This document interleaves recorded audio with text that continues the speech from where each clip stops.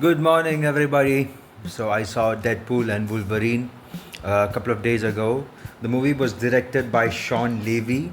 Sean Levy has done other movies with Ryan Reynolds. He directed Free Guy, he directed The Adam Project, which was a time travel movie, and now he's directing Deadpool and Wolverine. The movie was written by Ryan Reynolds and Sean Levy and other few other people. The movie is produced by Kevin Feige of MCU, Marvel fame. Now, I have to start by saying that this is a very different movie. It's very different than any other MCU project because this was an R rated movie. Lots of blood, lots of bones for sure. Now, the story, I will be talking about spoilers, so if you haven't seen the movie, maybe you shouldn't watch this trailer. Go watch the movie and then come back. So, the story begins with Ryan Reynolds, Deadpool, hunting for a Wolverine because he is the anchor being of. So, Deadpool has to find a Wolverine, and he goes across the multiverse. He goes for all kinds of Wolverines. Now, the plot of the movie is about Ryan Reynolds finding a Wolverine because he's the anchor being of Ryan Reynolds' universe. It doesn't make any sense. The only thing you should know is that the plot does not make any sense whatsoever.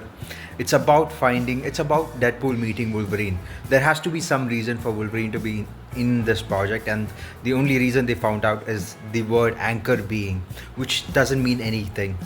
So Deadpool has to find a version of Wolverine so that his universe won't be destroyed. Logan, Ryan Reynolds, he did promise that he will not touch Wolverine. He will not touch Logan, the movie where he died, movie where Hugh Jackman died as Wolverine. That isn't exactly true. He did touch his skeleton. He threw his skeleton around like it was some kind of puppet. So that wasn't entirely true. Now, the entire point of him being the anchor being and Logan dying would destroy his Deadpool's universe. That doesn't make any sense whatsoever. But then, like I said, it is one reason for Ryan Reynolds to team up with Hugh Jackman for this movie.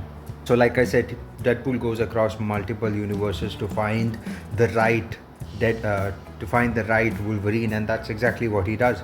He finds Wolverine. He finds short Wolverine. He finds Henry Cavill. People were shouting at the screen when that happened. Unfortunately, his cameo was like 10 seconds, not more than that. This entire movie is about bringing cameos from different people. That is the only exciting part of the movie. Chris Evans shows up as Human Torch, maybe a couple of scenes. And then the other cameos where Wesley Snipes showed up as Blade, Daphne Keane showed up as X-23, Jennifer Garner showed up as Elektra, and then there was Channing Tatum who showed up as Gambit. So, like I said, this entire movie is about cameos, and that's the only exciting part of the movie. There were many versions of Deadpool. The banter between Deadpool and Wolverine, them fighting with each other, them talking over each other, shouting at each other, that was the best part of the movie as well. The villain was quite weak. The villain character was of Cassandra Nova, who is Professor Xavier's twin sister in this movie, and she was very powerful. She was overpowered. It's possible that she could be Thanos with just one snap. She was that powerful, and then she was stuck in the void from Loki seasons 1 and season 2. No, the void is there here as well. The TVA also shows up. Hugh Jackman did really work hard for this movie. I mean, his body was huge. He was ripped as hell. I thought that was CGI, but then they released behind the scenes footage and photos, so that is real. The ending of the movie reminded me of Guardians of the Galaxy, where they teamed up to beat Ronan. They had to hold hands together, and same thing happens in this movie as well. So this isn't an original movie. The only good parts, like I said, is the cameos and the banter between Deadpool and Wolverine. That is the most exciting part of the movie. Now, it's possible that Henry Cavill's Wolverine might show up in the future. I've heard that in Secret Wars, Hugh Jackman will be back and Tobey Maguire will be back as well. So that's exciting. This is more like a stepping stone for X-Men movies to come into the MCU.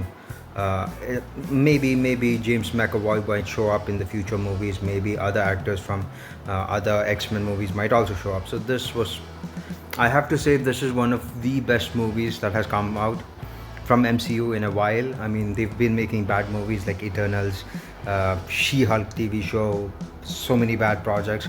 This was good. This was really good. I'm really happy Ryan Reynolds got got to play different versions of Deadpool. There were different versions of Wolverine in the movie as well. So I'm really happy this movie happened. It is a fun comedy. It's like a cop movie. It's like a buddy movie. Uh, go with your friends. Go watch the movie. I'm sure it will come out in Blu-ray maybe in a month. The movie has already broken $1 billion at the box office. That's something to celebrate on its own. Go watch the movie. It's a comedy movie. It's an action movie. So many cameos from other X-Men characters. It's awesome. Go watch it. I'd give it a solid 9 out of 10. What did you watch the movie? Did you like it? Do let me know in the comments. Bye bye.